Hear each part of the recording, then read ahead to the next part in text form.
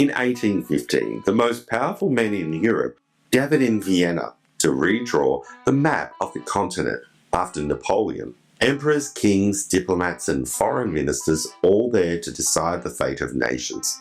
In the middle of it all, the French statesman Talleyrand called for a break, not to discuss borders, not to negotiate territories, but to hold a cheese tasting.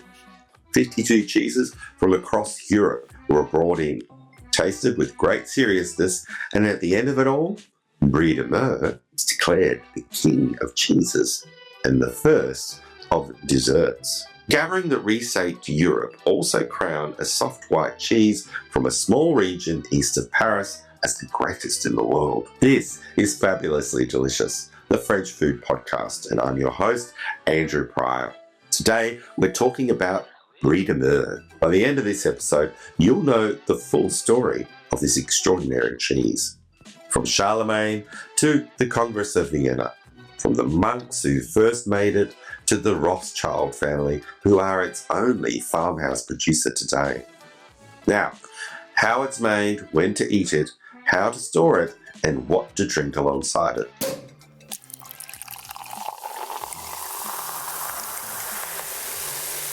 Brie de Meaux is one of the great cheeses of France, I'd say, and arguably the most famous soft cheese in the world. It is made from raw, unpasteurized cow's milk. It has a soft white rind, dusted with occasional red and brown patches as it ages, and a straw yellow interior that's creamy, subtle, and yielding without ever being runny. The flavour is nutty, often described as a combination of hazelnut, almond, and mushroom, with a gentle fermented quality and a pleasing earthiness that deepens considerably the longer that it's aged. Each wheel weighs around 2.8 kilograms, and it measures between 36 to 37 centimetres in diameter. A young Brie de Meaux is mild, and a fully matured one is something else entirely. More complex, more assertive, more deeply savoury. And the rind, for the avoidance of doubt, is completely edible and worth eating. It's held AOC status since 1980 and is now also protected under the European PDO regulations, which means that Brie de Meaux is strictly controlled and the cheese can only be produced within a defined geographical area. The history of the Brie de Meaux is long, and parts of it are a kind of story that makes you understand why France takes its cheese so seriously. A legend, and it is worth noting that it is a legend, traces the origins of the cheese to the 7th century, associated with a monastery in Réambry. In 774, the Frankish Emperor Charlemagne tasted a cheese matching this description in the company of a bishop, and approved of it so enthusiastically that he ordered 2 cartloads to be sent to him every year. By 1217, King Philippe-Auguste considered it so extraordinary that he sent 200 wheels of Brie de Meaux to members of his court as a New Year gift. And it gets better. When ill-fated Louis XVI was attempting to flee France during the Revolution, he reportedly stopped to finish a plate of brie and a glass of red wine, even in the middle of a revolutionary crisis. There's also a rather wonderful story involving Henry IV of France, who discovered brie while dining at the castle of Meaux in 1594, and became such an enthusiast that his wife, Queen Margot, made regular requests for it simply to keep him happy. But the most extraordinary chapter in the history of Brie de Meaux comes from 1815 at the Congress of Vienna, that remarkable gathering of European powers that redrew the map of the continent after Napoleon. Talleyrand, supremely confident in his beloved brie, organised a grand cheese tasting at the Congress. 52 regional cheeses from across countries in Europe represented were brought together and tasted with great attention. Stilton from England, Gruyere from Switzerland. Talleyrand stayed quiet until the end. When the brie was brought in, it won decisively. Prince Metternich himself, who had been championing his Bavarian blue throughout, proclaimed Brie the Prince of Cheeses and the first of desserts. A diplomatic gathering that redrew European borders also crowned a cheese from a small region east of Paris as the greatest in the world.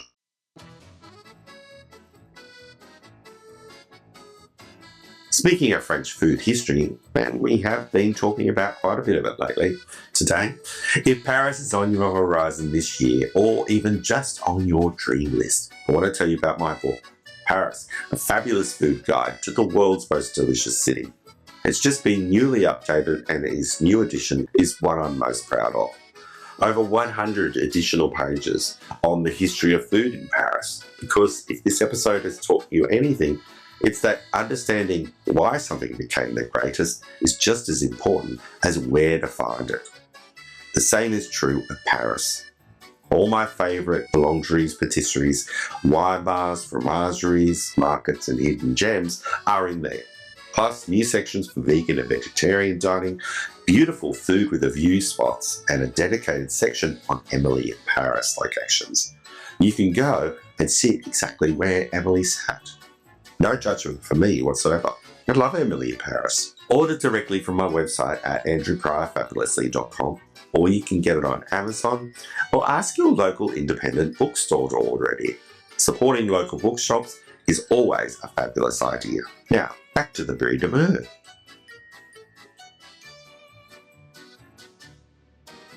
The name Brie de Meaux comes from the town of Meaux and the Brie region, of course, a broad agricultural plain stretching east of Paris, roughly 50 kilometres from the centre of the city. The cheese is believed to have originated at the Abbaye Notre-Dame-de-Jouarre in the Seine-et-Marne region. Its proximity to Paris was always part of its success. For centuries, it supplied the capital's markets, and from the second half of the 19th century, advances in rail transport meant that it could reach the best restaurants and market stalls of Paris with ease. The king of cheeses conveniently located right on Paris's doorstep. The production zone is strictly defined and covers 7 departments.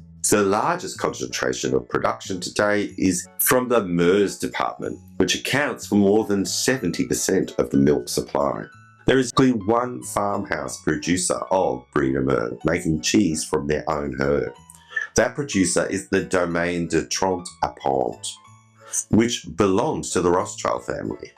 Their cheesemaker combines the brie with Meaux mustard, walnuts, truffles. The production of Brie de Meaux is a careful, patient, entirely hands-on process, and the detail of it tells you a great deal about why the cheese is what it is today. It begins with raw cow's milk, approximately 25 litres of it, to produce a single wheel.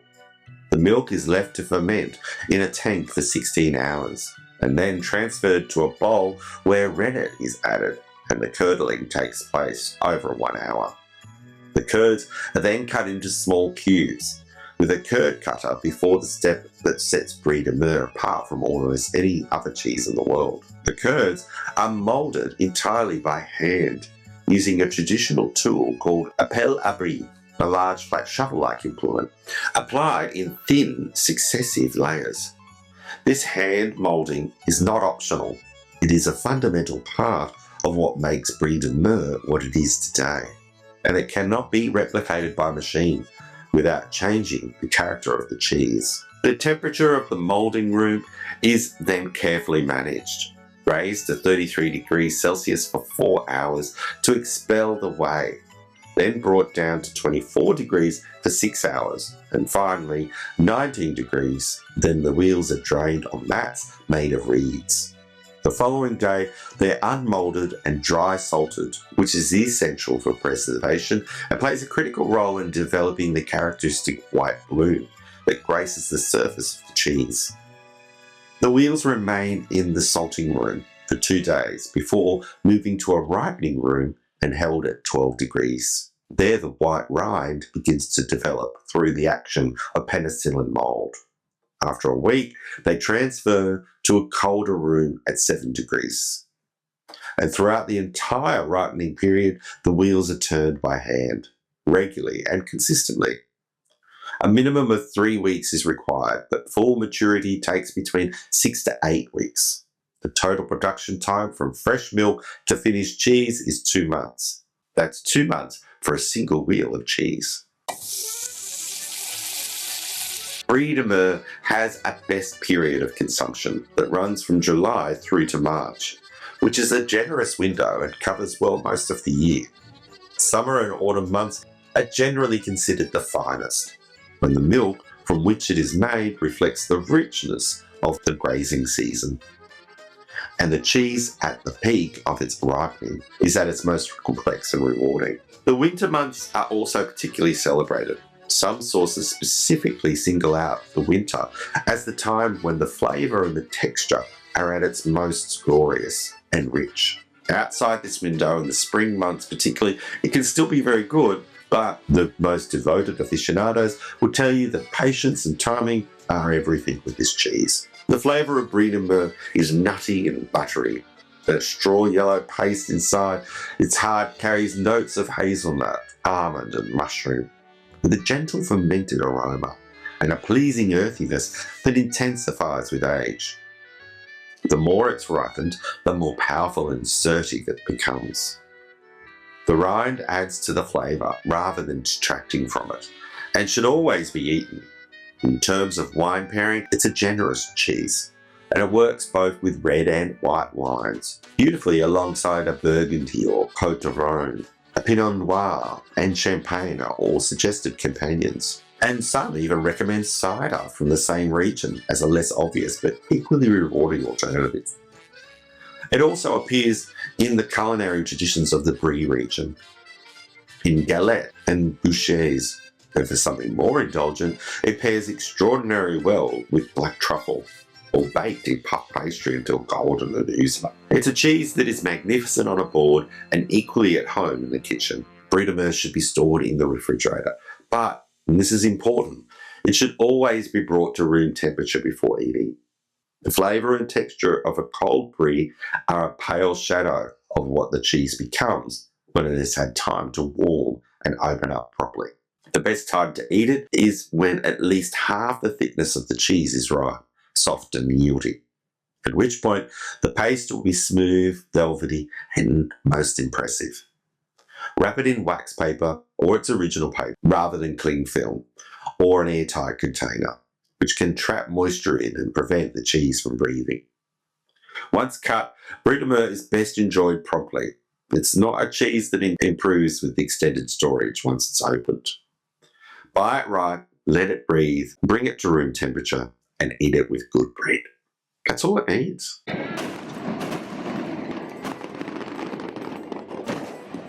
If this episode made you wanting to immediately find a perfect wheel of Brie de Meaux, bring it to room temperature and eat it with good bread and a glass of Burgundy wine, then parfait. That's exactly the right response.